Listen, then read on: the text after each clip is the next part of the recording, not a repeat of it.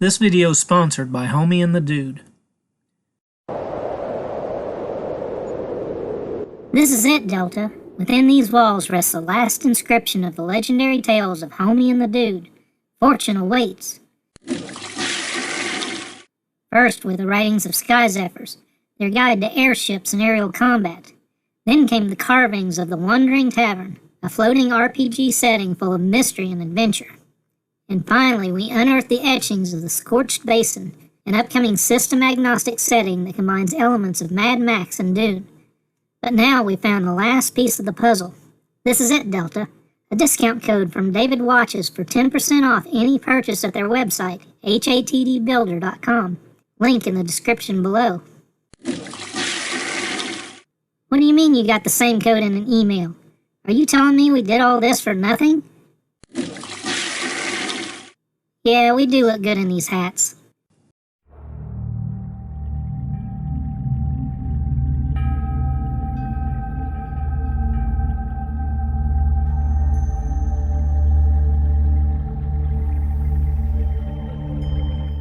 Good morning, everyone, and welcome.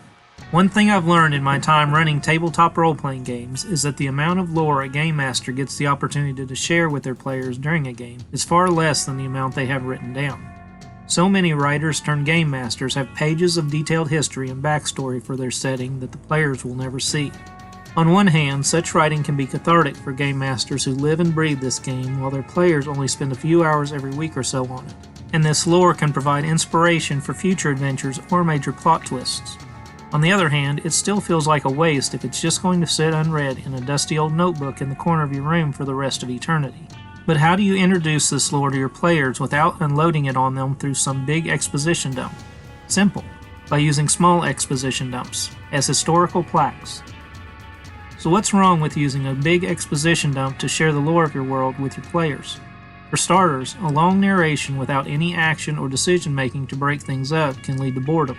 Your players may not even hear half of what you say after you drone on for 5 minutes straight, in spite of how evocative the topic may be. Another issue is simply giving them too much information at once. Even the best note taker can get overwhelmed and miss some vital information during a massive lore dump. This is why keeping your lore concise and to the point is so important. Using historical plaques makes this easy. Each one contains a bit of factual information or a brief story relating to a person, site, or event. As a game master, you should be able to convey such writing on an index card, preferably with room to spare. And by providing your players with a simple handout like this, plainly written or embellished to resemble the actual plaque, you help them to retain or at least recall the lore they've come across in your world. Historical plaques come in many varieties, so there are plenty of options when it comes to introducing them. A tombstone, war memorial, building dedication, or statue engraving are just a few examples of plaques you can use to convey campaign lore to your players. The plaques themselves can take on any form you choose, from the mundane to the magical. The possibilities, and the information you provide, are nearly limitless. There are two general ways to introduce campaign lore through plaques. One is to provide a short but complete bit of lore on a single plaque. The other is to tell a short story or provide multiple pieces of information about the same topic across a series of plaques in different locations. Singular plaques can be easy to implement nearly anywhere in your campaign world in order to provide your players with valuable information. Just make sure the information is relevant to where it's found and not just to the PC's adventure, or it will feel contrived. One way you can do this is by making the plaque an adventure hook on its own. Perhaps your party is passing through a forest and comes across a solitary plaque in the middle of an open glade.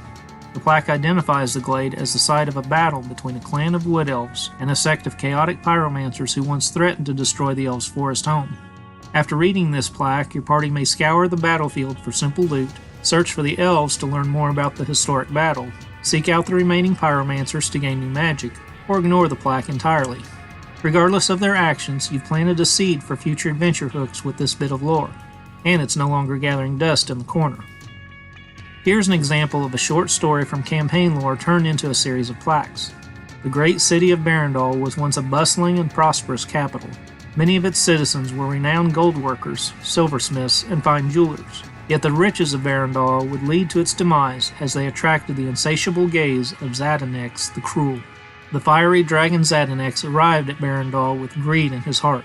He unleashed an inferno that destroyed half the city and claimed countless lives. taking the city's riches as his own. The survivors began rebuilding the city. Among them was the young blacksmith Henry, son of Aegon. Unwilling to merely rebuild what he had lost, Henry sought out the hedge wizard Romania. Seeing the boy's eagerness and desire to prevent any further destruction, she sent him after the blade of 1,000 souls hidden in the fetid swamps. Henry braved the monstrous denizens of the fetid swamps, slaying any who stood in his path of righteous vengeance, claiming the blade of 1,000 souls as his reward.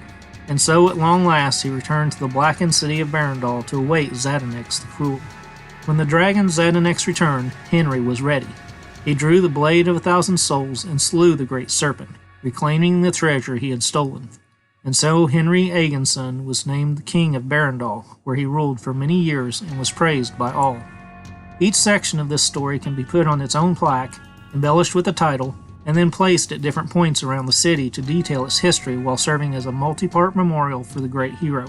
Players then have an opportunity to discover them as they travel the city. Finding one may lead them to seek out others. Notice how each plaque in the example hints at something mentioned earlier or later in the series.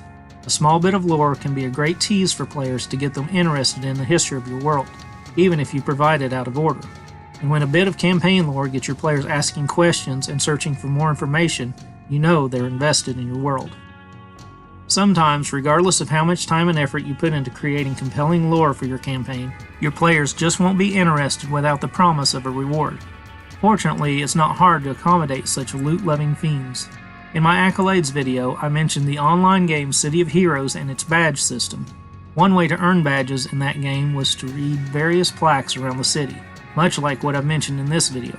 In my Unrest campaign, part of the Hochberg Pilgrimage, a multi-part quest the party had undertaken, involved reaching the statues of 3 dwarven heroes and reading their accompanying plaques.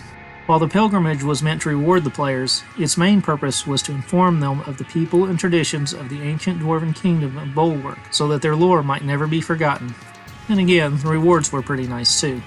Like the statues and plaques in the Hochberg Pilgrimage, historic plaques in your own campaign may grant adventurers rewards once they find all the relevant pieces. And while they might not be that interested in the lore initially, the benefits that they earn can be a long-time reminder of the history your players uncovered during their many adventures within your campaign.